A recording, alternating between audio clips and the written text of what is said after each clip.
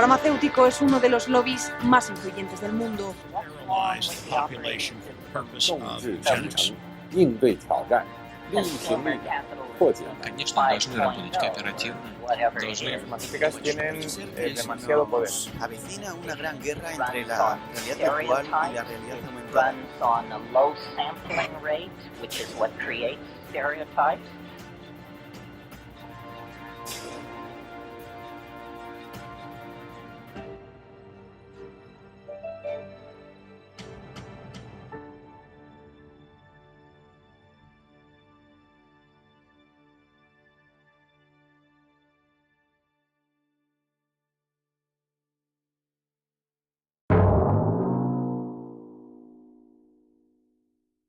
Antes de eu entrar nas perguntas que me foram feitas, eu gostei bastante das perguntas, eu quero agradecer a oportunidade de poder falar sobre o que acontece no Brasil e o que um brasileiro que produz conteúdo na rede pensa a respeito da geopolítica. Eu sou geógrafo de formação e sou publicitário também.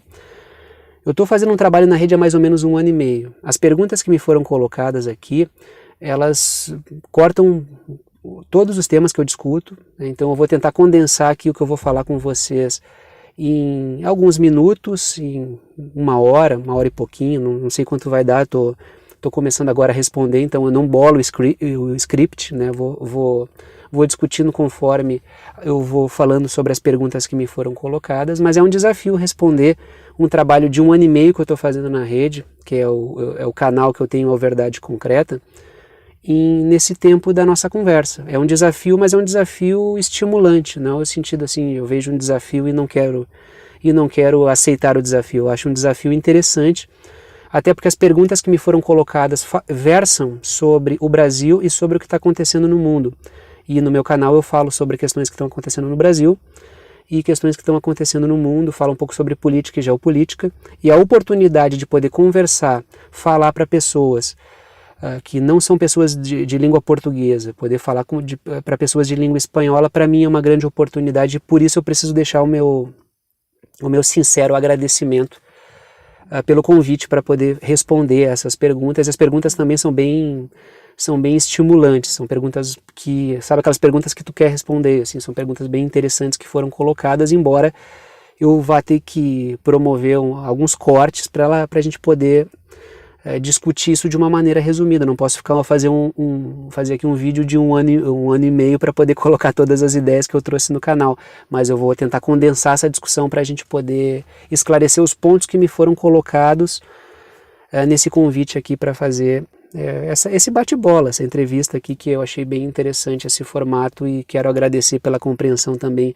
da colocação desse formato com perguntas que eu possa responder de uma maneira livre. Até para poder falar um pouco do Brasil, tem perguntas sobre o Brasil para pessoas que não estão aqui. Às vezes a gente tem uma visão de fora do Brasil sobre o que acontece, sobre o que é esquerda, o que é direita, quem é o Lula, quem é o Bolsonaro, e quando a gente vem para dentro do país, a visão de fora desses políticos, do que acontece aqui, é muito diferente das coisas que acontecem aqui realmente, assim como em qualquer lugar.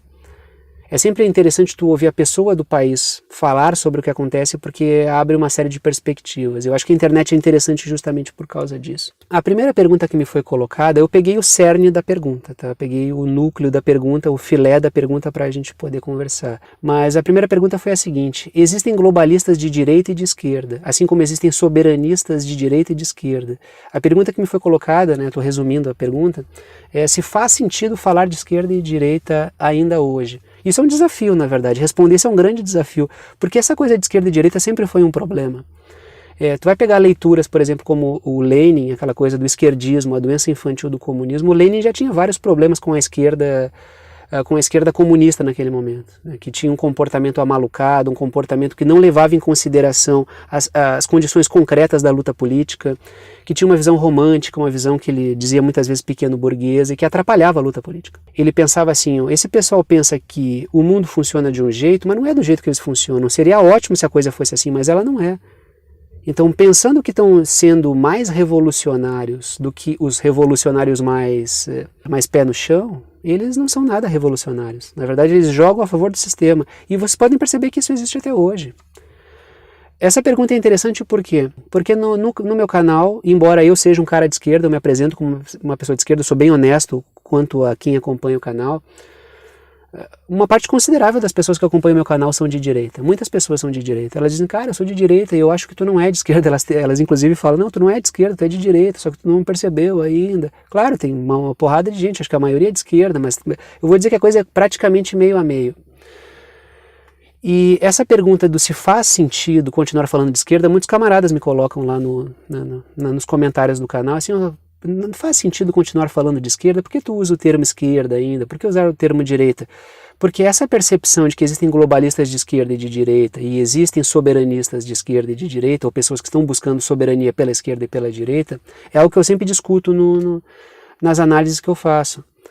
Tanto é que eu falo o seguinte, o Bukele aqui em El Salvador, ele é um cara que ele chegou ao poder como um político de direita, um cara apoiado pelos norte-americanos, inclusive. Só que ele foi fazendo movimentos que foram indispondo o Bukele em relação aos norte-americanos. E hoje o Bukele, inclusive, deixou de ser convidado para a cúpula das democracias. O que isso significa? Ele é tratado como uma espécie de pária, um traidor, um autocrata na linguagem norte-americana. E ele é um cara que veio pela direita e conseguiu um movimento de soberania. A gente viu o caso do Zelaya, tempos atrás, que é um cara que se cacifou para chegar ao poder como alguém alinhado ao interesse transnacional, mas quando chegou ao poder o cara acabou dando uma espécie de plot twist e acabou governando a despeito do interesse transnacional. Só que ficando mesmo na América Latina, tu vai ver que o governo da Nicarágua também é extremamente maldito em relação ao governo norte-americano. E aí é um governo de base sandinista que tem um passado de esquerda. A questão de ser soberanista ou não depende de ser de esquerda ou de direita. A questão é que como que a gente vai superar esses termos se a gente não tem um aporte conceitual que nos permita isso? Normalmente, quando a gente começa a entender, para entender o mundo, a gente tem que entrar através de um certo grupo que nos insere nisso, de um certo método. E normalmente esse método vai estar dentro de escolas que existem, escolas de pensamento que existem. Tu vai entrar pelo materialismo histórico, ou se tu é mais conservador nacionalista. Então, a entrada é pela esquerda e pela direita, mas muitas vezes as pessoas se encontram no meio do caminho. E se esse meio do caminho é o soberanismo, normalmente rola, né, como a gente diz aqui no Brasil, da samba. Por quê? Porque tu acaba gerando uma coalizão interessante em prol do país. O problema é como superar isso. É uma grande questão essa. Faz sentido falar de esquerda e direita. O problema é assim, ó, os interesses podem superar a questão de esquerda e direita. Só que a forma de compreensão política normalmente começa pela esquerda ou pela direita. A gente vai pegar o caso do Viktor Orbán, que é outro cara que subiu ao poder como alguém de confiança do interesse transnacional para poder nutrir o sentimento anti-Rússia no leste europeu por causa do nacionalismo húngaro. Hoje é um cara extremamente maldito. Maldito por quê? Porque ele, pela direita conservadora húngara, pelo nacionalismo húngaro, conseguiu promover um movimento de autonomia. Inclusive, depois, um cara que deveria nutrir o sentimento anti-Rússia, fazendo parceria com a Rússia no que diz respeito às vacinas, ao gás, chutando a Universidade do Jorge Soros de dentro da Hungria, colocando lá, fazendo parceria com a Universidade Chinesa, então com uma universidade de um país comunista. Então, essa questão do ser de esquerda ou de direita é uma entrada na política, depois o cara pode se desvencilhar. Então tu tem movimentos à esquerda que buscam soberania, aqui no caso da América Latina a gente tem o caso de Cuba, a gente tem o caso da Venezuela, embora da sua maneira trôpega muitas vezes, assim como o caso do Viktor Orbán, assim como o caso do Bukele, mas é uma forma de entrada, é uma forma de apelo, é uma forma de compreensão de mundo. Depois que se chega ao poder, tu vai construindo outras relações. Mas é muito difícil apagar esta coisa de ser de esquerda e direita. Eu não coloco isso como uma necessidade. Eu coloco isso como um problema a ser superado. Que a gente está limitado pelas ferramentas que a gente tem naquele momento. Então as ferramentas de compreensão acabam nos limitando, a gente não consegue superar aquilo. Essa pergunta, faz sentido falar de esquerda e direita? Por enquanto faz. É saudável? Não, porque gera uma divisão do caramba isso. O interesse transnacional sabe disso e sempre promove divisão via esquerda e direita. O desafio sempre é como superar isso. E essa é uma... Parece que eu estou devolvendo a pergunta, mas eu posso dizer assim, eu seria seria prepotência da minha parte se eu conseguisse responder uma coisa dessa. Então, respondendo assim, faz sentido falar de esquerda e direita? Faz, por causa da necessidade de compreensão do mundo. Agora, se houver uma ferramenta melhor, precisamos superar o quanto antes. Por quê? Porque o interesse transnacional, as oligarquias transnacionais sabem usar como ninguém, que é o que eu digo no canal, me perdoem a expressão, mas esses caras que mandam no mundo têm expertise em serem mau caráter, em serem... eu uso a expressão filhos da puta, me perdoem a expressão, mas se quiserem botar aí coloquem, mas esses caras têm expertise nisso. Então eles sabem muito bem utilizar a farsa histórica, eles sabem muito bem se apropriar de tudo que já foi produzido para produzir divergência. Tem expertise nesse processo. O termo esquerda e direita gera problemas, a questão sempre é como superá-los. Porque normalmente quando tu supera a esquerda ou a direita, tu pode cair numa espécie de vazio programático, aí é muito arriscado. O puro pragmatismo é muito perigoso. Eu acho o pragmatismo importante quando ele está colocado a serviço de um objetivo claro. O grande problema é, o que é um objetivo claro fora de um certo objetivo? E fora de um conjunto de ideias, entendeu? Esse é o risco. Pragmatismo puro é arriscado.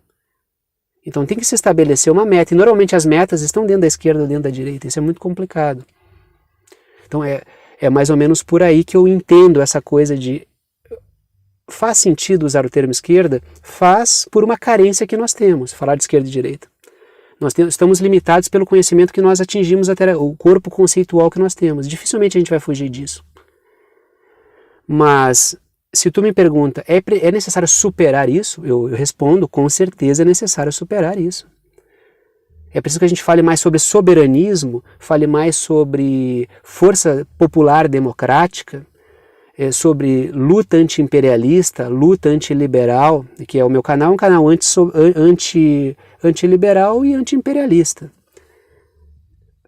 Aí muita gente que é antiglobalista chega lá e diz, eu prefiro o termo antiglobalismo do que o termo antiimperialismo. Eu falei, tudo bem, chame como você quiser, desde que a gente saiba que o inimigo contra o qual a gente está lutando é o mesmo. Então há necessidade disso. E na prática funciona. Lógico, só que como superar isso, né?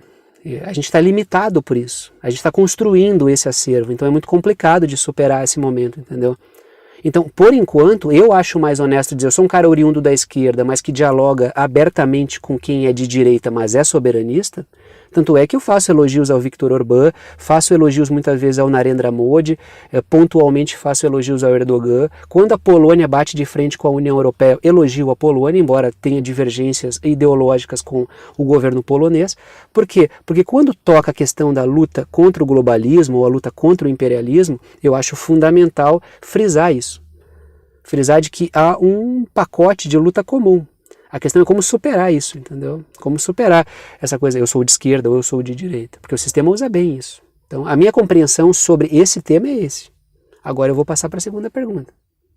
Bom, a segunda pergunta que me foi feita, eu achei interessante, ela diz respeito ao seguinte, a essa troca das pautas, gradativamente, isso foi toda uma construção, foi até o que eu discuti numa análise tempos atrás no canal. Foi toda uma construção que foi feita para que a esquerda, ela migrasse das pautas socioeconômicas, das chamadas pautas de classe, né, da compreensão de classe, da compreensão socioeconômica, dos temas socioeconômicos, que interessam a maioria, por uma abordagem das minorias, por uma abordagem identitária. E a pergunta que me foi feita é a seguinte, em que medida isso afastou as classes políticas do povo? E essa pergunta é uma pergunta interessante, porque ela diz respeito, inclusive, a como a nossa política brasileira aqui, como a gente pode explicar o Bolsonaro como fenômeno político. Porque, claro, o Bolsonaro ele é uma espécie de nó que ata uma série de interesses. O Bolsonaro ele sobrevive a partir, ele nasce e sobrevive, tem resiliência, a partir das falhas que a esquerda tem. O Bolsonaro é um cara que está no poder e ele consegue, para uma parte considerável das pessoas que continuam apoiando ele consegue se apresentar como alguém antissistema. O Bolsonaro no Brasil é um cara que, através das coisas que fala, ele consegue pautar a mídia, consegue pautar a esquerda, consegue gerar uma certa voltagem política que a esquerda brasileira hoje não consegue. quando a gente olha para o cenário brasileiro, a gente tem o quê? A gente tem uma esquerda bidenista, basicamente, a esquerda brasileira é cada vez mais isso, a gente vai falar do PT e dos partidos que têm representação no Congresso, eles estão se aproximando cada vez mais do bidenismo, de forma que a gente tem uma espécie de esquerda democrata no Brasil, ou seja, a nossa esquerda é uma esquerda norte-americanizada e a nossa direita é uma direita, o Bolsonaro é uma espécie de trumpismo brasileiro. Então o nosso espectro político foi todo colonizado. Então se tu vai pegar nos Estados Unidos, o Donald Trump tem uma grande voltagem política. Por quê? Porque ele é o cara que engoliu as pautas antissistema. Ele é um cara, e em tempos de crise, engolir a pauta antissistema é o que faz com que alguém tenha um apelo, tenha capacidade de mobilização, é o que dá eletrização política. A esquerda norte-americana ela foi se fragilizando na medida em que ela é cada vez mais sistêmica. Nos Estados Unidos até falar de esquerda e direita é algo bem complicado porque, na verdade, se a gente vai pegar a questão popular, o povo ele não tem uma representação propriamente dita. A gente tem os republicanos e os democratas historicamente que forjam um teatro político.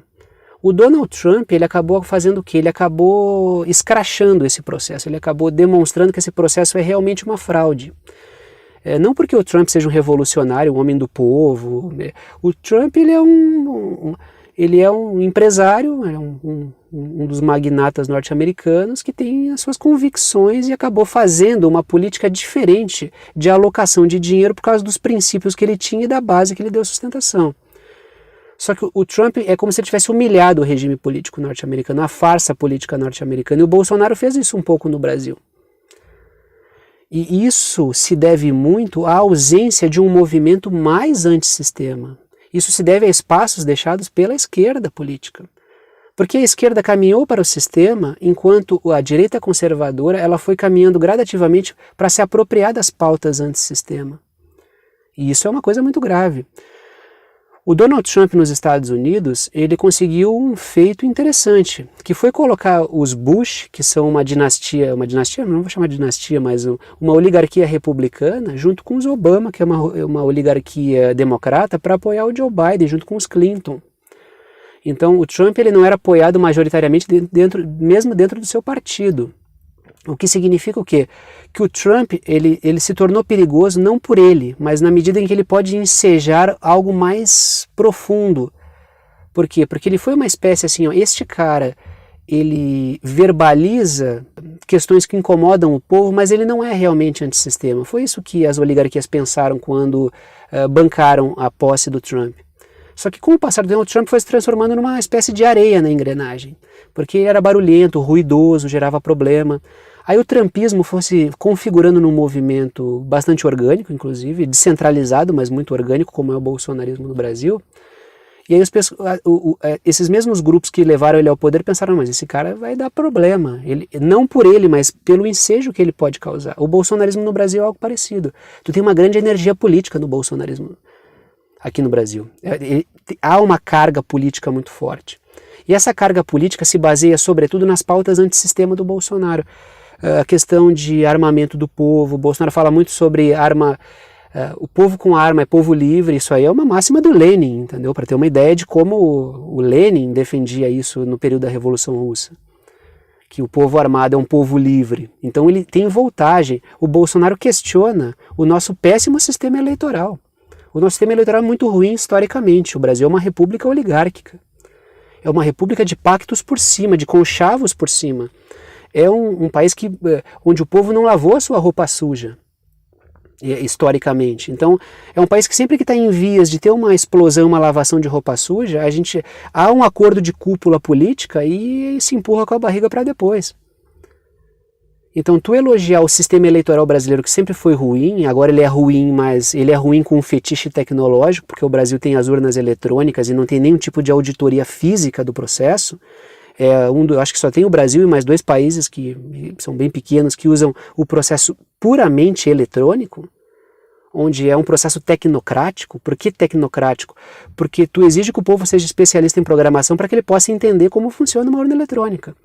Aí a Justiça Eleitoral faz aqueles eventos junto com a mídia corporativa para dizer, não, a gente vai abrir o código, então vocês vão saber como é que é o código, mas boa parte do povo não sabe, boa parte do povo do Brasil é analfabeto digital, como boa parte do povo no mundo. não entende como funciona a tecnologia, usa, mas não compreende, está alienado em relação à compreensão da tecnologia. Então, o Bolsonaro é o cara que questiona isso, ele é o cara que está no poder, esse é um problema, entendeu? Então essa coisa, como pôde a esquerda se afastar do povo, como a classe política da esquerda perdeu voltagem, isso vale para o Brasil, mas vale para o mundo inteiro. Se a gente vai ver todas essas passeatas contra a repressão sanitária que estão acontecendo, quem está capitalizando politicamente muito são setores da direita conservadora. A gente está vendo a esquerda muitas vezes apoiar a repressão sanitária. No Brasil, a esquerda apoia integralmente a repressão sanitária. Toda a esquerda apoia, até os revolucionários marxistas de rede apoiam a repressão sanitária no Brasil.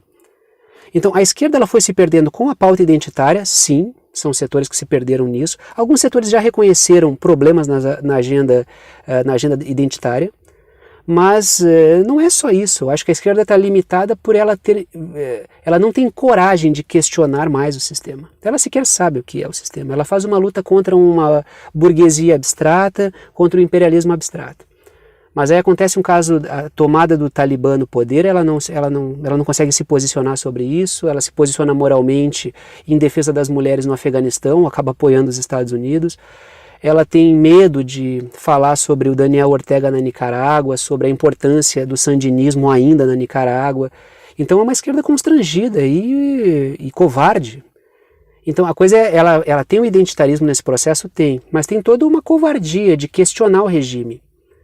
Porque na medida que a esquerda se tornou parte do sistema, com cargos no Congresso, com a companheirada nos cargos importantes, ela perdeu essa voltagem de se comunicar e questionar o próprio regime político.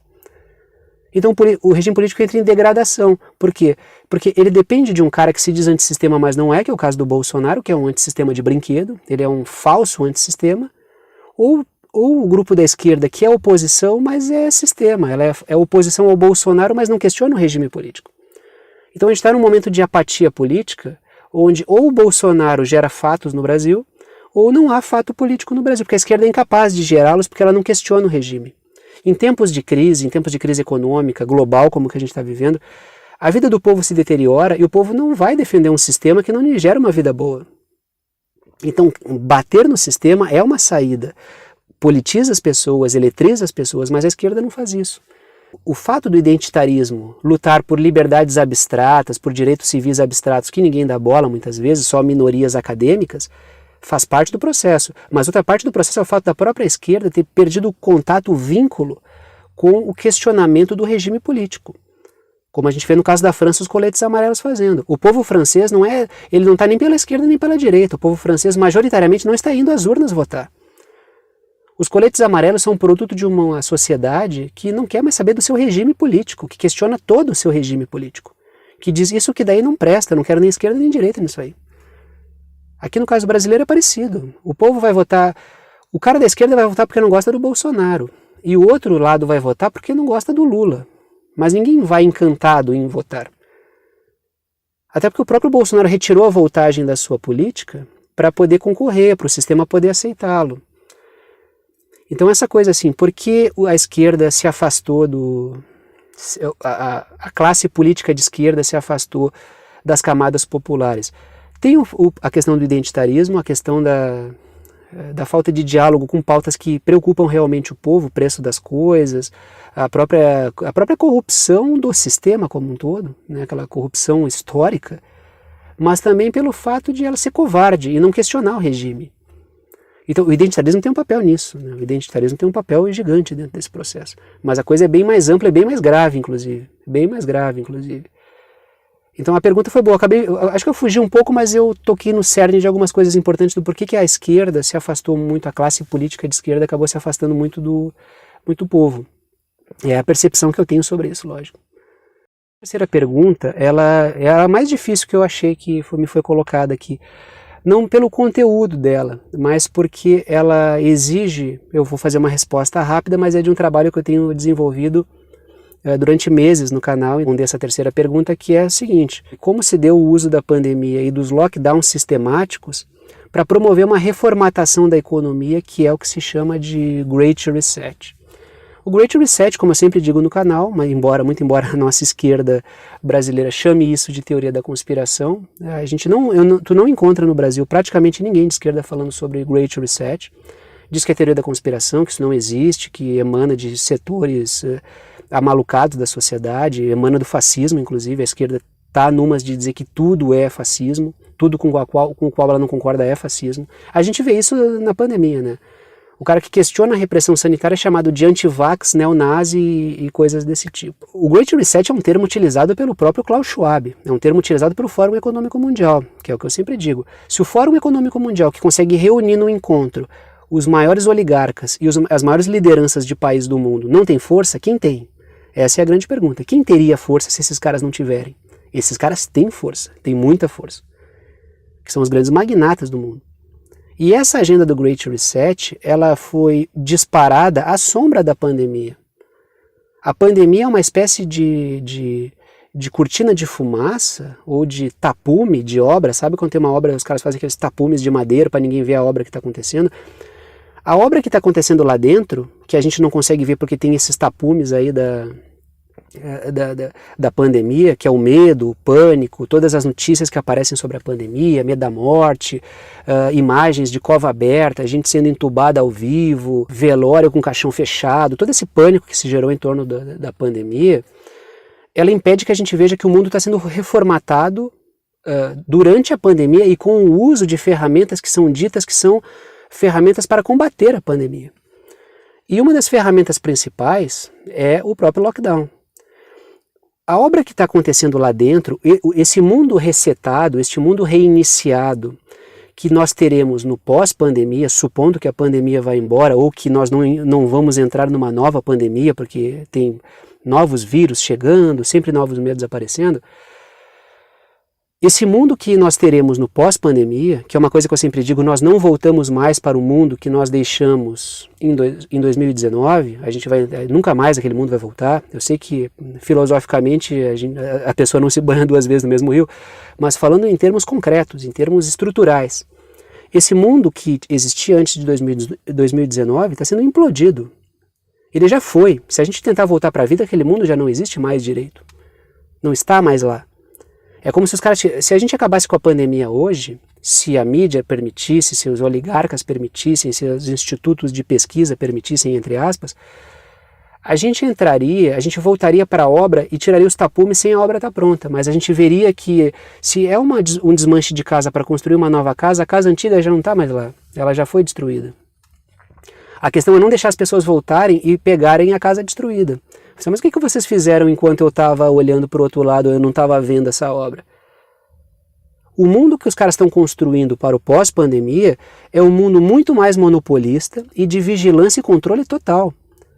A digitalização de toda a nossa vida, o uso do passe sanitário, tudo isso é uma vigilância gigantesca. E por que tu precisa de um controle, de uma vigilância muito grande? Por causa do outro aspecto que terá o mundo no pós-pandemia, que é um mundo profundamente monopolista. Se for olhar os números do período durante a pandemia, a gente vai ver que os mais ricos ficaram muito ricos e os mais pobres ficaram miseráveis. As classes médias estão sendo progressivamente empobrecidas.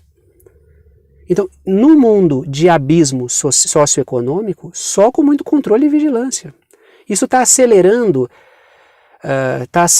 tendências que aconteceriam essas coisas. Só que o que está se passando é que estão acelerando, catalisando o processo. Por quê? Porque antes que o regime socioeconômico explodisse, já que a gente nunca saiu da crise de 2008, ou seja, o mundo que a gente vivia, o sistema financeiro é insustentável e cada vez mais, antes que a coisa explodisse numa revolta social, porque a gente via protestos no mundo inteiro antes da pandemia, coletes amarelos na França, já indo para outros países, grandes protestos aqui na América Latina.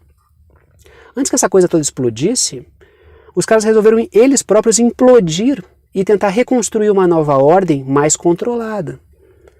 E os lockdowns foram fundamentais. A pandemia foi fundamental para quê? Para esvaziar as ruas, para criar medidas de controle e vigilância com discurso sanitário, para gerar medo que torne a sociedade mais maleável, para destruir destruir negócios pequenos e médios e jogar o dinheiro para cima, uma espécie de Robin Hood às avessas.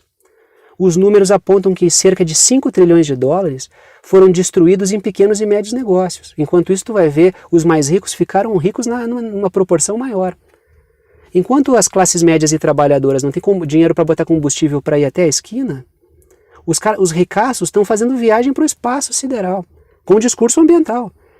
Uma viagem do Jeff Bezos, uma viagem desses caras para o espaço, vai queimar mais carbono, vai jogar mais carbono na atmosfera que todas as gerações da nossa família andando de moto o tempo inteiro.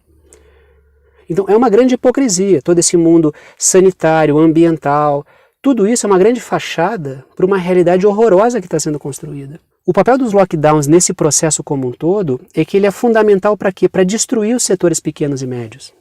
Para tu conseguir deixar a gente disponível para trabalhar quase de graça para aplicativo, para tu matar muita gente de fome. 300 milhões de pessoas foram jogadas na linha da subnutrição nos últimos 2 anos, né, nos últimos 1 ano e pouco da pandemia, nos últimos 2 anos, para ser, a gente está fechando 2 anos nisso. 300 milhões de pessoas. 1,5 Brasil, eu sempre uso essa expressão, 1,5 Brasil foi jogado na linha da subnutrição. O lockdown foi um remédio muito, muito, muito mais amargo do que a doença. O lockdown serve para encarecer, para gerar problemas, gargalos produtivos. Tu quebra setores para a economia, descompassa uma economia globalizada, ela não se reconstrói rápido. Se tu gera crise na cadeia de suprimentos, tu encarece a produção. Encarecendo a produção, tu torna o mercado muito árido para quem não tem gordura para queimar. Para as empresas pequenas, médias e muitas grandes. Essas empresas quebram e quem é que vai assumir esses setores? Quem vai assumir esses setores são as grandes corporações. E se a gente vai olhar as grandes corporações hoje, elas são dominadas de maneira acionária por um conjunto diminuto de gestores de ativos. BlackRock, Vanguard, State Street, Fidelity. A gente tem o quê? Não chega a meia dúzia de grandes gestores de ativos que controlam aí cerca de 20 trilhões, mais de 20 trilhões. Esses caras, como gestores de ativos, têm mais dinheiro que as maiores economias do mundo, PIBs gigantescos, entendeu? É disso que eu estou falando. Quando eu falo de oligarcas transnacionais, a gente está falando de corporações que dominam, de gestores de ativos que dominam de maneira acionária todas as grandes corporações do mundo. E são esses caras que estão reformatando tudo. A crise proposital no setor de fertilizantes. A gente percebeu que no meio de uma crise de fertilizantes, a maior empresa de fertilizantes do mundo, que tem como um dos maiores acionistas a BlackRock, resolveu reduzir a produção de fertilizantes. No mesmo momento em que a União Europeia promove sanções contra o Lukashenko e também quebra o negócio dos fertilizantes no mundo, porque dependem dos fertilizantes da Bielorrússia. Isso vai encarecer a produção agrícola e vai matar todos os pequenos e médios produtores de fome, vai tirar os caras do mercado. Ao mesmo tempo que tem medidas ambientais que criminalizam o carbono e os rebanhos. Então tudo acontecendo junto para destruir a vida de setores econômicos, destruir a vida de pequenos e médios e muitos grandes. Muitos grandes vão rodar nessa pista aí também, vão sair para fora, vão sair do mercado. Não perceberam, mas vão sair. Vão ser chutados do mercado. E quem vai assumir esse mercado é o quê? Carne de laboratório, é projeto Grow Ásia, Grow África, projetos de grandes conglomerados de produção de alimentos que vão produzir batata num país específico que vai virar salgadinho para marca específica tal, ligada a PepsiCo. Então, a gente tem toda uma reformatação do mundo que vai transformar o mundo num lugar pior. Muitas pessoas de esquerda muitas vezes vão me xingar no meu canal, dizer, então tu está defendendo esta ordem. Eu falei, não estou defendendo esta ordem. Eu estou dizendo que a ordem que vem aí vai fazer a ordem ruim que nós temos antes da pandemia parecer um parque de diversões. Esse é o principal problema. Então, o uso sistemático dos lockdowns, quanto mais lockdown tiver, mais tu vai quebrando setores, pequenos, médios e muitos grandes. Mais hiato de mercado fica para esses caras ocuparem, as grandes corporações. E os gestores de ativos perdem de um lado e ganham do outro. Eles podem dizer, essa empresa vai quebrar, mas eu vou ganhar 3 vezes mais com a outra empresa que vai ocupar esse espaço. Eu perco hoje no setor de fertilizantes, do qual eu tenho ações, mas amanhã eu vou ganhar, porque eu tenho uma empresa ali que produz carne de laboratório. Eu tenho participação nessa empresa que vai entrar dentro daquele país, vai entrar naquele país e vai assumir toda a agricultura, vai fazer uma agricultura tecnológica explorando mão de obra camponesa. Então, o jogo é justamente esse. São tantas alavancas na mão de tão pouca gente que esses caras escolhem, puxam essa, desativam aquela. Financiam institutos de pesquisa. podem dizer o quê? Qual é a saída que um governo deve seguir durante uma pandemia? Esses caras fizeram N exercícios antes de ter essa pandemia. Muito antes da pandemia, assim, ó, a gente suspeitar de pandemia, esses caras já faziam um exercício de como seria o mundo numa pandemia, com um vírus muito parecido, com uma situação muito parecida com a que a gente vive. É muita coincidência isso, inclusive. Então a minha resposta à terceira pergunta é essa. Não é uma resposta muito curta, mas é a que eu consigo fazer, resumindo bastante coisa que eu digo nas minhas análises. A quarta pergunta, ela é, de certa forma, ela está conectada com a terceira. E também é uma pergunta difícil de responder rápido, mas essa é mais simples do que a terceira. A terceira é uma pergunta que fez eu rebolar um pouquinho ali, que seria assim, né? Com a quarta revolução industrial e o avanço desse mundo informacional, essa seria a quarta revolução industrial, essa coisa de metaverso, de internet das coisas, de tudo interligado, de 5G e de obsolescência de humano, a obsolescência do fator humano, ou o ser humano como um mero minerador de Bitcoin, né? Até fiz uma análise esses tempos falando sobre o uso dos gamers para ficarem minerando moeda digital para poder, para os grandes magnatas especularem no mercado, depois gastando energia, seu cérebro e os seus computadores para minerar aí, criptomoeda para os magnatas especularem nas bolsas de valores. Como é que fica o povo nesse processo? Essa é a pergunta. Num mundo de obsolescência do humano e de avanço da quarta revolução industrial, como é que fica o povo nisso tudo? É uma pergunta boa pra caramba.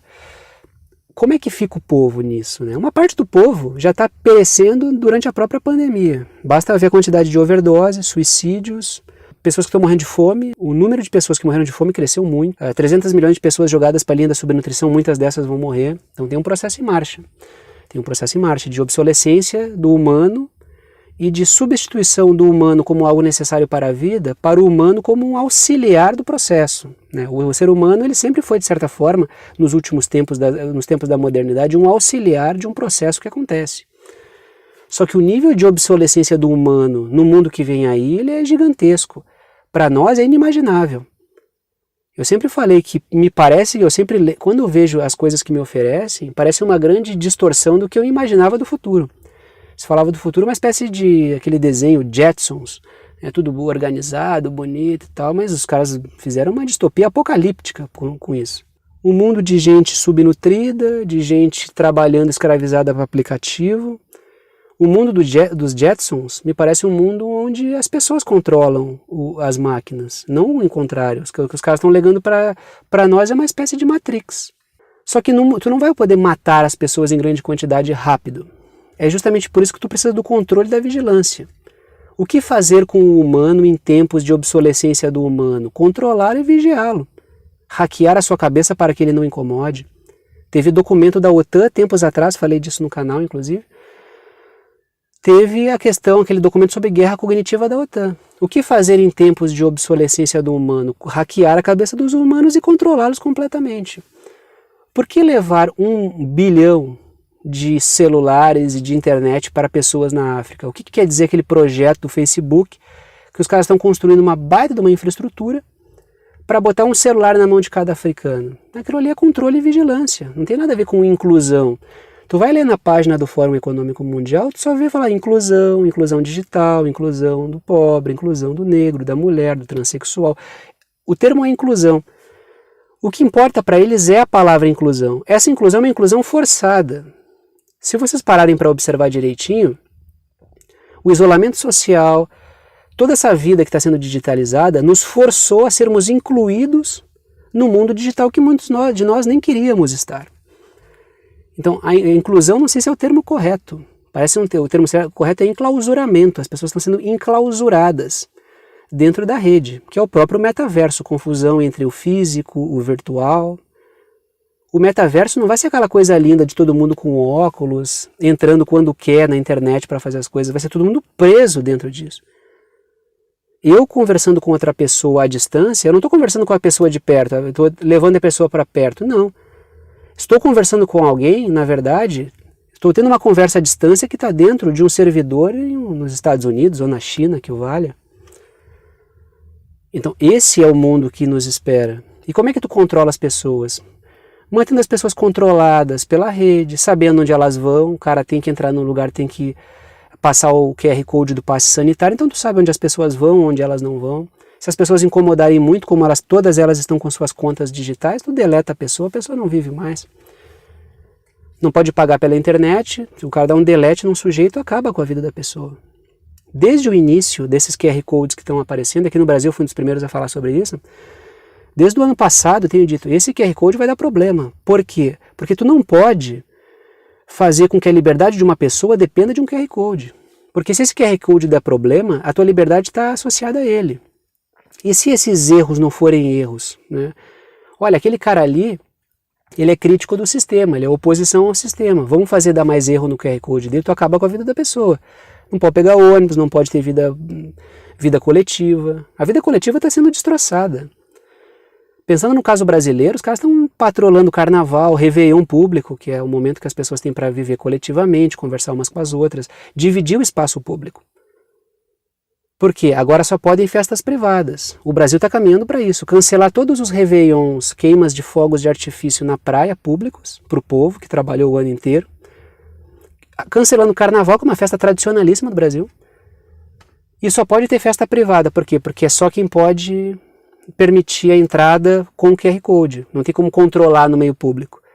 Ou seja, é a privatização de tudo. É o controle de tudo. Todo mundo sabe onde tu foi, onde tu não foi.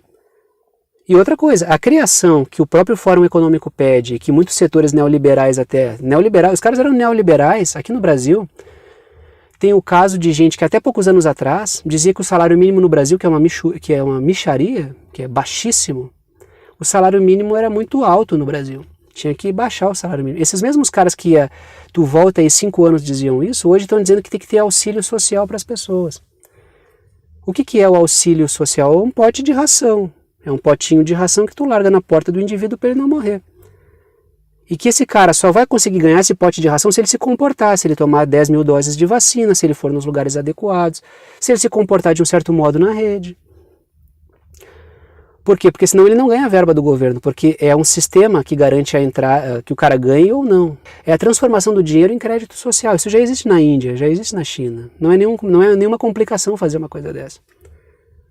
Então, numa realidade onde o ser humano é obsoleto em termos produtivos, que ele é dispensável, ou no máximo ele é uma espécie de pilha, como naquele processo do Matrix, ou um minerador de criptomoeda, como um gamer que vai ficar procurando moedinhas num lugar para especulador vender na bolsa de valores, tu dá ração para eles, para não se revoltarem. E os revoltosos tu manda para o espaço, tu acaba com a vida deles, são anti-vax, neonazi, que merecem um esquecimento completo, degredo completo. Os que sobrarem e forem obedientes ganham ração. Se saírem um pouco da linha, se comportam mal, cancela o QR Code, o cara não recebe nem a ração e morre. E com uma parte da sociedade concordando com isso. Diga-se de passagem, muitos setores universitários amando o passe sanitário. Então nenhuma ditadura se instala se não há um apoio de uma parte da sociedade. A forma como o mundo acadêmico, que o mundo dos intelectuais, a nata da intelectualidade engoliu essa história de passe sanitário, é de uma obediência. Eu, inclusive, falo muitas vezes no canal. Ler tanto Foucault, que fala sobre o uso da questão sanitária para promover repressão e dispositivos de disciplina, dizer-se especialista em Foucault e apoiar o passe sanitário, para que ler tanto Foucault? Não lesse nada, então. Ou leu e não entendeu nada do que aconteceu. Ou leu, entendeu, sabe o que está acontecendo e se vendeu para o sistema. Então, o que fazer com o povo numa situação de obsolescência do povo? É controle, vigilância, pote de ração, e para quem não quiser nada disso, é um pária social. Um pária social que não pode ir aos lugares, um pária social que vai ficar trancado em casa, um pária social que não pode nem receber o pote de ração porque ele não está com o QR Code dele em dia, porque não tomou as 10 milhões de doses de vacina que foram indicadas para ele. Isso é o que está na prancheta dos caras. Esse é o mundo do reset, um mundo horroroso, um mundo péssimo. Tu olha para o mundo, tu vai ver uma realidade, tu vai olhar para o discurso, vai ver inclusão, meio ambiente, inclusão da mulher, do transexual. Enquanto tu vai olhar a realidade, tem nada daquilo. Está todo mundo excluído. Eu acho que a minha resposta para a quarta pergunta é mais ou menos essa. Eu vou falar agora da sexta pergunta, eu vou responder a sexta, e tu vai me perguntar, mas a quinta foi respondida? É que, na verdade, eu entendo que uma parte da quinta pergunta eu respondi na segunda, e uma outra parte eu vou responder na 7ª pergunta, tá? Então a 5ª eu diluí em outras 2 questões. Peço perdão aí se eu queimei algumas etapas, mas eu entendo que vai ficar melhor explicado assim, senão eu vou repisar tudo que eu já falei antes e vou acabar repetindo na 7ª as coisas que eu já expliquei nessa 5ª pergunta que eu não preciso responder. Porque a 5ª pergunta seria a seguinte: como o Bolsonaro chegou ao poder? Eu falei um pouco disso na 2ª pergunta. E a segunda parte seria assim: que forças disputam o Brasil hoje? Aí isso eu vou responder na 7ª, quando a gente falar sobre a obsolescência do Bolsonaro como ferramenta do sistema. Então eu vou responder agora a 6ª e daí depois eu respondo o resto da 5ª na 7ª pergunta. Mas a pergunta foi bem colocada ali, tá? Só para dizer que eu acabei falando de uma parte dela antes e agora eu vou falar um pouquinho depois. Agora vem a 6ª pergunta, que é uma pergunta já entrando no caso Brasil, né? Já mergulhando no caso Brasil, embora eu tenha pincelado o Brasil como exemplo nas outras questões que eu coloquei, até por eu conseguir espacializar no território em que vivo essas questões que são de âmbito global. E até para quem está assistindo, que acredito eu que esteja interessado também em saber um pouco sobre como um brasileiro está pensando o seu país, que é uma questão que acho que enriquece a visão de quem está olhando a coisa de fora, né? Para quem não é do Brasil. A 6ª pergunta é a seguinte: o Bolsonaro se isolou após a vitória do Joe Biden, mas ele se recusa a se aproximar dos BRICS, que é aquele bloco dos países emergentes que teria o Brasil, que tinha o Brasil, né? O Brasil se afastando cada vez mais dos BRICS, a Rússia, a Índia, a China e a África do Sul e mais algumas nações que dão suporte a isso também e que estão próximas disso. A pergunta é: o que impede o Bolsonaro de caminhar em direção aos BRICS, já que ele está sendo gradativamente isolado por causa da derrota do trumpismo nos Estados Unidos? A primeira coisa que eu vejo que isola, que é o motivo do Bolsonaro seguir isolado, ele como liderança, ele como indivíduo, ele não tem um arsenal político, ele não tem um ferramental político para fazer um movimento deste tipo. O Bolsonaro, politicamente, ele é muito limitado. Só que o Bolsonaro ele é bem instrumentalizado por uma base que dá sustentação a ele e é quem levou ele ao poder. Grupos militares, grupos ligados a setores policiais, setores empresariais, setores financeiros, o fiel da balança, a coluna de sustentação do Bolsonaro junto às oligarquias financeiras é o Paulo Guedes, que é o ministro da Economia. Tem o empresariado brasileiro que dá sustentação, o agronegócio dá sustentação para o Bolsonaro também, muito embora critique muito com as caneladas que ele dá nas relações diplomáticas que ele tem com a China. Mas o que impede o Bolsonaro de fazer um movimento em direção aos BRICS é a ausência total de autonomia e de objetivo soberano do Bolsonaro. O Bolsonaro ele é um antissistema de brinquedo, e isso é que é preciso ficar claro. Às vezes eu vejo alguns artigos de fora do Brasil tratando o Bolsonaro como se o Bolsonaro fosse realmente um antiglobalista. Não, o Bolsonaro é uma ferramenta do interesse transnacional que perdeu a sua validade e que pontualmente gera problemas com a narrativa do interesse transnacional. Então o Bolsonaro não é meio difícil comparar o Bolsonaro com o Viktor Orbán, com o Narendra Modi da Índia. Não dá para comparar, o Bolsonaro não é isso, ele não tem esse nível de autonomia. O ponto no qual o Bolsonaro mais está atritando com o interesse transnacional é com a agenda sanitária. Nesse ponto o Bolsonaro está atritando bastante. Ele atrita discursivamente, porque no que diz respeito à questão de possibilidades de fazer algo concreto, o Bolsonaro, retiraram da mão dele isso. Eu não sei se ele não entregou, entendeu? Porque o Bolsonaro é um cara que ele é uma espécie de antissistema verbal. Ele verbaliza muitas coisas. Ele é um cara que faz muita propaganda, mas na prática ele não é isso. Na prática o Bolsonaro é uma ferramenta. Ele foi colocado no poder como uma ferramenta do interesse transnacional, que gera barulho demais. Por quê? Porque o Bolsonaro, para conseguir manter a base dele militante, coesa e acreditando nele, ele precisa ter essa narrativa. Ele precisa incorporar a figura do antissistema. O problema é que o Bolsonaro é uma ferramenta do sistema.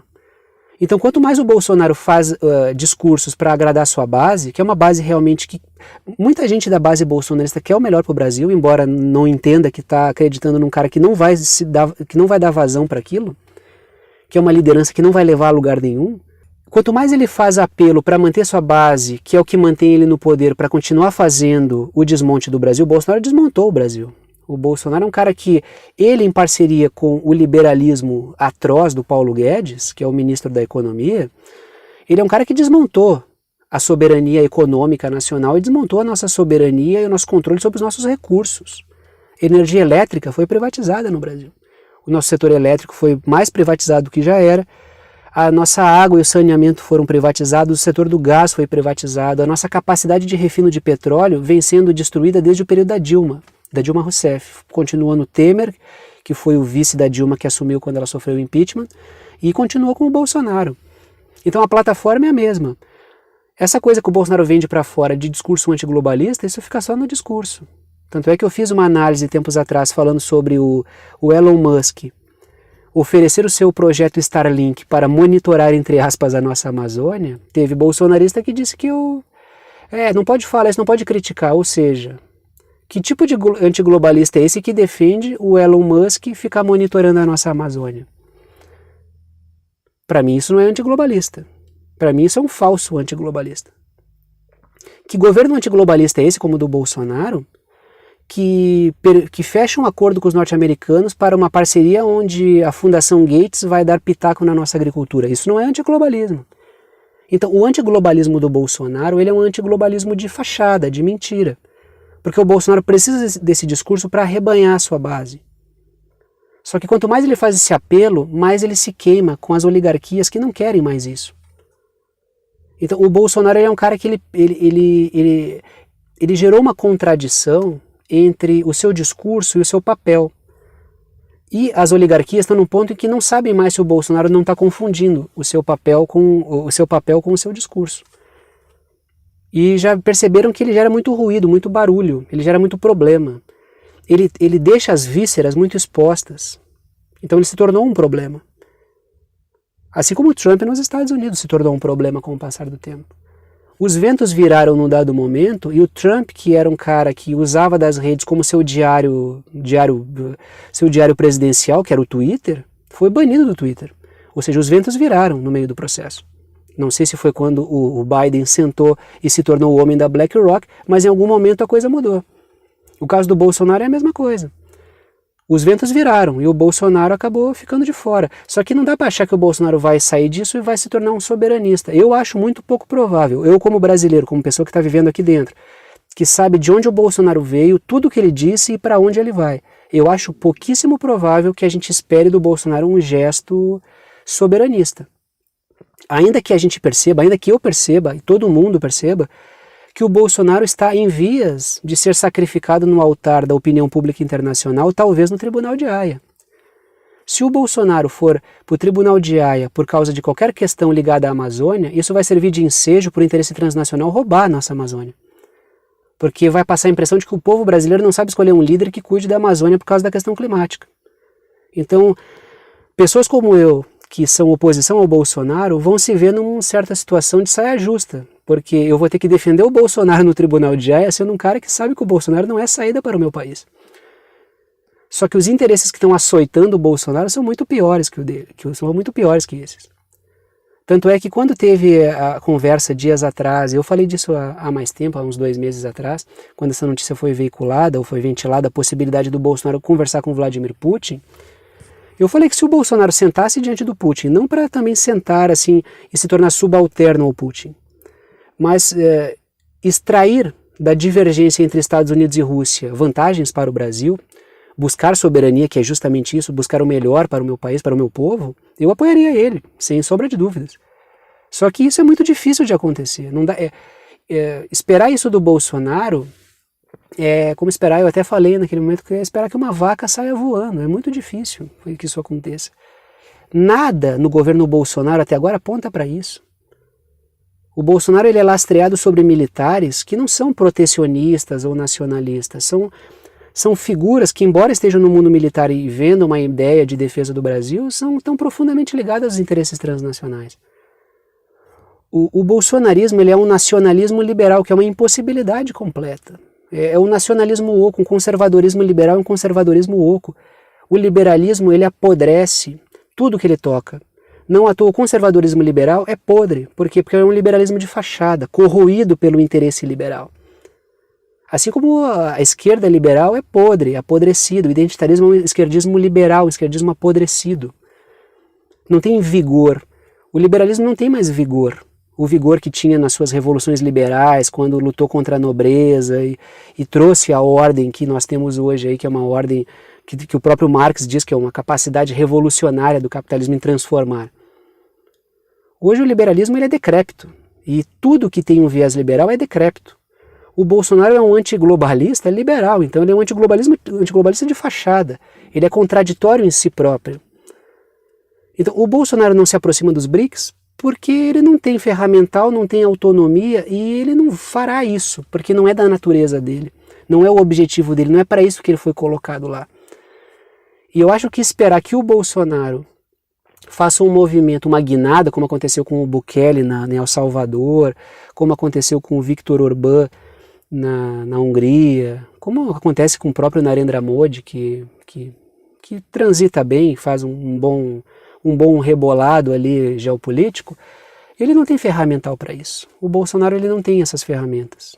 Espero me surpreender, porque o objetivo geral do sistema hoje, e aí já tem a 7ª pergunta que é justamente sobre isso, então eu já até vou responder a 7ª pergunta. A 7ª pergunta é o seguinte: o interesse transnacional está substituindo o Bolsonaro possivelmente por uma terceira via e muito possivelmente pelo Sérgio Moro, que é o ex-juiz da Operação Lava Jato, que é o cara que botou o ex-presidente Lula na cadeia. A questão é assim, ó, a pergunta que me foi colocada é a seguinte: como explicar para alguém fora do país essa substituição do Bolsonaro pelo Sérgio Moro? De certa forma, ou por alguém da dita terceira via. Ah, por que terceira via, né? É importante, estou falando com pessoas que não são do Brasil. Aqui, nas nossas próximas eleições, a gente tem um cenário eleitoral polarizado entre Lula, o ex-presidente Lula, que quer voltar ao poder, ou pelo menos sinaliza que quer voltar, e o Jair Bolsonaro, que é o atual presidente. Todos que não votam no Bolsonaro votam no Lula e vice-versa. É Lula ou Bolsonaro. E uma parcela pequena, uma parcela dos brasileiros está de saco cheio de ambos, mas vai acabar votando em um dos dois porque detesta mais o outro lado. Essa é a situação do Brasil hoje. Acontece o quê? Tu tem essa polaridade, mas tanto o Bolsonaro quanto o Lula são figuras que o interesse transnacional, os norte-americanos, os interesses financeiros que mandam no Brasil, boa parte do empresariado brasileiro, do regime político, historicamente oligárquico, não querem nenhum dos dois. O Bolsonaro porque é barulhento, porque é um problema, porque o bolsonarismo está se tornando um movimento orgânico, descentralizado, que tem uma liderança que não vai fazer nada do que o movimento espera, mas do movimento pode surgir algo orgânico. Esse é o medo. Tá? O medo não é do Bolsonaro, é do bolsonarismo. Assim como o medo nos Estados Unidos não é do Trump, é do trumpismo. Porque pode surgir uma coisa realmente soberana dali. Quando a gente fala do Lula, ele é um cara assim, ó, o Lula ele não é um revolucionário, o Lula não é um cara que vai fazer reformas profundas, não vai fazer, não fez e não fará. Inclusive a pergunta 8 é sobre o Lula. O Lula não vai fazer reformas profundas, ele não é um inimigo do sistema financeiro, o discurso do Lula sempre foi, sempre vai ser, isso é uma verdade porque foi justamente isso que ele fez. Ele é um cara que fez os ricos ganharem muito dinheiro e o pobre também pode ganhar. Esse foi o governo Lula. O Lula é um cara que sempre transitou com facilidade pelos setores financeiros. O Lula aí tem toda uma história que a gente pode discutir, mas eu não vou conseguir discutir hoje, que é uma história de conciliação de classes, que é para usar uma terminologia marxista. Então ele tem esse trânsito pelo setor financeiro, fez um governo abraçado nos interesses dos banqueiros, dos interesses transnacionais, mas conseguiu gerar contrapartidas sociais. E medianamente conseguiu gerar uma certa blindagem, uma certa blindagem de algumas empresas brasileiras, gerar alguns campeões nacionais, alguma coisa assim.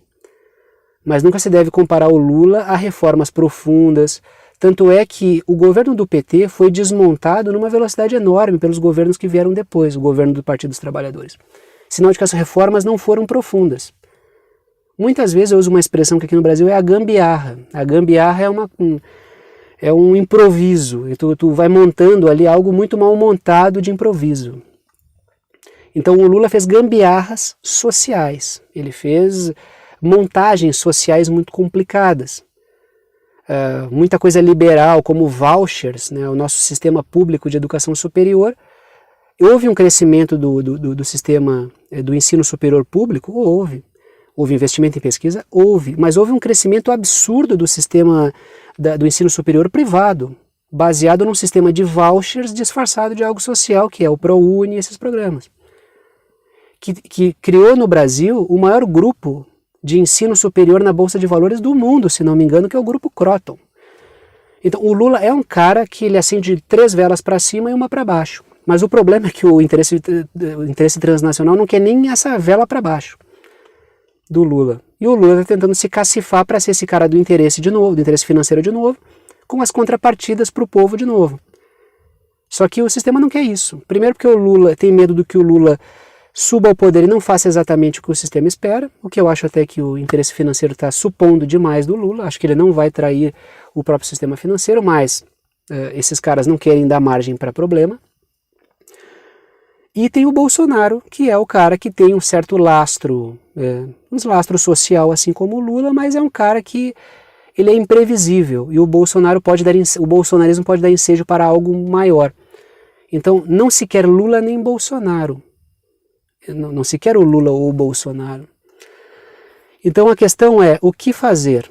O que fazer é habilitar uma dita terceira via. Essa terceira via, ela tem vários candidatos concorrendo a ela, mas o candidato principal, que até pouco tempo estava morando nos Estados Unidos, e que não à toa a Lava Jato é uma operação de justiça disparada pelo departamento norte-americano para destruir a nossa economia, dissolver o nosso tecido social e político, o Sérgio Moro voltou para o Brasil, depois de ficar morando nos Estados Unidos, e se lançou, se filiou a um partido político, que é o Podemos, e está se lançando, não disse ainda, mas já está fazendo campanha aberta, assim como a mídia corporativa está fazendo campanha aberta para o Sérgio Moro, que é o ex-juiz, que usa o lema de um país justo, um país para todos.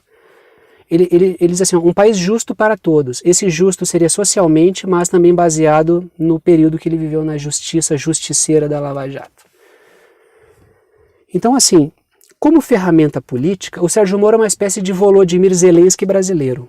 Uma espécie de Guaidó com grife, né? Uma espécie de Guaidó com um pouco mais de relevância aqui no Brasil. E ele é um cara que as pesquisas estão dando o crescimento dele, o que significa o quê? Que tem uma manobra das mídias, do interesse financeiro, de catapultar o Moro para a presidência da República. Porque ele é mais obediente, porque ele não tem base social, porque ele é um fantoche. O Moro é um fantoche do interesse transnacional. Então, o Bolsonaro não vai guinar para BRICS porque não é da natureza dele. Por isso que o Bolsonaro luta com unhas e dentes para continuar sendo uma ferramenta do sistema. Mas o sistema já optou pelo Sérgio Moro. Por isso, esse arsenal contra o Jair Bolsonaro. Então, hoje, o Bolsonaro é uma figura, assim, uma ferramenta que foi descartada, ou que está em processo de descarte. O Bolsonaro luta para não ser descartado. Usa sua base social, põe gente na rua para tentar ganhar força para continuar sendo ferramenta e continuar desmontando o Brasil. O Bolsonaro desmontou a economia nacional. É uma tragédia a economia brasileira. Antes da pandemia já vinha sendo isso. O que deu sobrevida para o Bolsonaro é que durante a pandemia ele fez o discurso do não fiquem em casa, bateu de frente com a agenda sanitária e isso deu resiliência política para ele. Que é justamente onde a elite os interesses transnacionais querem a cabeça do Bolsonaro. Ele colidiu com isso. Então o Bolsonaro hoje, ele está deixando de ser ferramenta porque a gente vê que o interesse transnacional quer políticos que casem com essa imagem da agenda da governança social e ambiental, de inclusão de negros, de mulheres, de transexuais, que seja ambientalmente responsável. E a agenda da governança social é completamente o oposto do Bolsonaro e de como ele fez a sua carreira política para sua base militante. O Bolsonaro fez uma campanha baseada no quê? Nas maiorias. As minorias devem se curvar às maiorias. Não estou fazendo nenhum julgamento moral disso, mas é completamente oposto à agenda identitária da governança social e ambiental, que é uma fachada também, logicamente. A gente sabe que negros, mulheres, trans, todo mundo vai viver muito pior nesse mundo da agenda da governança social e ambiental. Isso é uma fachada para o mundo monopolista. Mas o discurso é esse. O Bolsonaro, para ele conseguir se encaixar como alguém a favor da agenda ambiental, ele teria que nascer de novo. E o Bolsonaro na agenda da governança social é como, da governança social e ambiental, é como um elefante vestido de bailarina. É uma coisa que não combina, entendeu? O Bolsonaro, na campanha de 2018, ele aparecia com foto dizendo que ia liberar a caça. Ele é um cara que não tem nada a ver com essa agenda. Então o Bolsonaro sobrou, parece que ele está sobrando, ele é uma peça que ficou sem posição. Primeiro porque ele não é um soberanista de verdade, e segundo porque os caras que são os patrões dele, que são os norte-americanos, não querem mais ele. Essa é a situação do Bolsonaro hoje, essa é a situação que ele vive hoje. E essa é a resposta da sexta e da sétima pergunta, que eu juntei as duas, né? Falei do Bolsonaro e falei um pouquinho do Lula, e agora eu vou para a oitava pergunta e vou falar um pouco sobre esse retorno do Lula. A oitava pergunta seria assim, né? O que está acontecendo com o Lula? A pergunta vai mais ou menos nessa linha, né? O que está acontecendo com o Lula, que está se alinhando com a agenda globalista, está visitando o Macron, que é um cara que quer pegar a Amazônia, que quer meter o bedelho na Amazônia brasileira, muito embora na Amazônia dele ele não tenha o mesmo apreço preservacionista, que é a Amazônia da Guiana Francesa. Mas o que o Lula está fazendo, que ele está se encontrando com o Macron? O que o Lula está fazendo, que está adotando essa agenda bidenista? A outra parte da pergunta é, será o Lula realmente eleito? E se eleito, como vai ser a presidência do Lula? Primeira coisa, a esquerda brasileira, isso eu denunciei desde o primeiro momento em que aconteceu, no ano passado. Inclusive eu era filiado ao Partido dos Trabalhadores e me desfiliei justamente porque eu entendi que o Partido dos Trabalhadores não mudaria o seu comportamento historicamente covarde. Eu achei que com a prisão do Lula, com uma série de circunstâncias, o PT, o Partido dos Trabalhadores mudaria. Aí me filiei, fiquei 3 anos filiado e aí, quando o Lula saiu da prisão, se é que ele saiu da prisão, né, o Lula parece preso até hoje, saiu pior do que entrou. Se o Lula sempre foi um apaziguador, ele saiu muito pior. Eu me desfiliei do partido por isso. Só que desde o início da campanha norte-americana, eu vinha falando a mesma coisa no canal. A esquerda brasileira, o Partido dos Trabalhadores, está ficando cada vez mais parecido com uma versão brasileira, parece uma filial do Partido Democrata norte-americano aqui. Está tentando emular uma espécie de bidenismo. E isso significa abraçar a agenda da governança social e ambiental, que é a agenda do interesse transnacional. Então, o Lula, com as suas características, digamos, pragmáticas, metamórficas, o Lula é um cara que ele vai se adequando com uma facilidade à circunstância política que é apresentada a ele. O Lula, eu sei porque eu já vi ele falando isso numa entrevista, ele leu a biografia do Getúlio Vargas, que foi o maior presidente que o Brasil teve, seria o correspondente na Argentina é muito difícil comparar, mas seria uma espécie seria o correspondente do Perón na Argentina, o Getúlio Vargas, o nacionalismo, soberanista e assim por diante. Muito pragmático, né? O Lula, essa leitura que o Lula fez da biografia do Getúlio tem uma certa influência sobre o Lula pós-prisão. Porque o Lula ele aumentou o seu nível de pragmatismo. Só que a diferença do Getúlio para o Lula é que o Getúlio tinha um projeto de Brasil na cabeça e era pragmático para chegar onde ele queria. O Lula, eu não sei se ele tem essa ideia bem formada de um Brasil onde ele quer chegar, entendeu? O Lula tem um projeto presentista, quero que o povo coma, mas não quero atrapalhar os ricos. Esse é o projeto do Lula. E sempre foi, o Lula sempre foi isso. Você tem uma imagem espetacular do Lula fora, mas o Lula sempre foi muito isso.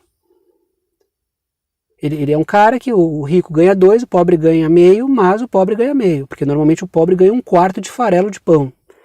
Então, essa é a figura do Lula. Então, como o Lula ele usou a campanha do Biden contra o Trump para emular uma campanha do Lula contra o Bolsonaro aqui. O problema é que tu tá transplantando as coisas, tu tá pervertendo a esquerda brasileira na esquerda norte-americana, são realidades completamente diferentes. Então isso diz respeito ao Lula elogiar o Biden o tempo inteiro, isso diz respeito ao Lula adotar a agenda da governança social e ambiental, isso diz respeito ao Lula falar que vai tomar 300 doses se for necessário, que tomou vacina até na testa. Então esse pragmatismo dele arrasta toda a militância da esquerda no Brasil para um constrangimento muito grande. A militância do Partido dos Trabalhadores. Muita gente na esquerda não gosta do Lula. Por causa do comportamento antirrevolucionário, comportamento inclusive de reformas muito superficiais que ele não fez, o que ele deixou de fazer. Por N circunstâncias também, por N circunstâncias. Talvez falta de força política, falta de determinação, falta de projeto. Então o PT, com seu governo liberal social, que é essa imagem que o Lula passa hoje, será o Lula realmente eleito? Eu não sei. As pesquisas estão dando o Lula ganhando quase no primeiro turno nas eleições, com quase 50% das intenções de voto. Só que, como a mídia corporativa e os interesses transnacionais querem desgastar o Bolsonaro, e o que eu vejo hoje é que o interesse financeiro está usando o Lula para desgastar a imagem do Bolsonaro. De que modo? Bolsonaro não tem força para encarar Lula no segundo turno. Precisamos apostar em outra via, que seria o Sérgio Moro. A partir do momento em que desidratarem o Bolsonaro, aí vira artilharia para o Lula. Seria um trabalho por etapas. Algo nessa linha, algo mais ou menos nessa linha. Tirar o Bolsonaro para depois tirar o Lula, supondo que o Lula vai concorrer e supondo que o Bolsonaro vai concorrer, porque tem um amplo trabalho para que ambos não concorram. Então a ideia é fazer chegar ao poder alguém que não seja Lula nem Bolsonaro. O Lula vai chegar ao poder? Eu acho que não. Eu acho que existe uma ilusão de que ele vai chegar ao poder. Mas, se chegar, já estão colocando como vice do Lula o cara que era a oposição perfeita ao Lula. Ou melhor, a oposição eleitoral ao Lula. Eu até não acho tão diferentes, mas ele era a oposição eleitoral, que é um cara que era do Partido Social Democrático, Partido da Social Democracia Brasileira, do PSDB. Antes do Bolsonaro surgir como ferramenta política, a polarização no Brasil era entre PT, Partido dos Trabalhadores, e PSDB, Partido da Social Democracia Brasileira. A partir do momento em que o Bolsonaro surgiu, anulou essa polarização, porque o Bolsonaro pegou elementos mais profundos que incomodavam a sociedade brasileira. E aí acontece o que agora? Como uma espécie de trava de segurança e certeza de que o Lula será realmente um cara casado com o interesse transnacional, se colocou o Geraldo Alckmin, que é esse cara do PSDB, como proposta de vice do Lula. Se o Lula vencer, supondo que ele vai vencer, que ele não vai ser retirado do pleito, que ele não vai desistir de concorrer, o que ainda está em aberto, já que ele disse que só vai falar em março sobre isso, o Geraldo Alckmin entra com uma espécie de vice pronto para puxar o tapete. É possível que o Lula suba ao poder sem ter alavanca nenhuma na mão. Ou seja, o Lula vai subir ao poder tão cercado por circunstâncias adversas que ele não vai conseguir nem o farelo para o pobre, se ele subir ao poder. Eu acho hoje a probabilidade pequena por causa do tamanho da discussão, o tamanho do trabalho que está sendo feito para que o próximo presidente não seja nem Lula nem Bolsonaro. Eu ainda acho que numa última hora, o interesse transnacional pode até casar com o Bolsonaro de novo, se o Bolsonaro for obediente. Eu acho que é possível que isso aconteça. Então, a situação que a gente tem política no Brasil é a seguinte: o Lula se apresentando como uma espécie de Biden brasileiro, o Bolsonaro se apresentando como uma espécie de Trump brasileiro, e o Sérgio Moro, que é esse cara que seria a terceira via, se apresentando como uma espécie de mais Biden ainda que o Lula brasileiro. Esse é o cenário que a gente tem hoje. Se o Lula vencer, eu acho que... eu não consigo imaginar um cenário de vitória do Lula. Porque não me parece que se armaria toda essa situação para o Lula vencer a eleição. Se o Lula vencer, já tem um vice ali que é uma trava de segurança para ele. Se ele vencer e se ele governar. Porque vai ter um vice ali que... A imposição desse vice ao Lula, que é uma imposição óbvia do sistema financeiro, tanto é que numa semana impuseram o Alckmin ao Lula como vice, e na outra semana já teve nota do mundo financeiro dizendo que com o Alckmin o Lula fica mais confiável. Então é um jogo complicado, mas pelo que eu vejo assim, o Lula vai ser realmente eleito pelo tamanho da onda que está se formando para eleger alguém que não seja nem Lula nem Bolsonaro, é pouco provável. Tem a questão do nosso sistema eleitoral aqui também, que é bem... já teve o governo norte-americano defendendo a urna eletrônica, nossos banqueiros brasileiros defendendo a urna eletrônica, então há algo aí que não cheira bem, né? Quando a gente vê esse pessoal aí, dark side, defendendo algo, a gente sempre coloca a barba de molho. Então me parece que existe a montante de um movimento que vai levar a terceira via ao poder. Mas se for o Lula, ele vai governar sem alavancas. Não é uma situação nem de perto parecida com quando ele ganhou a primeira vez.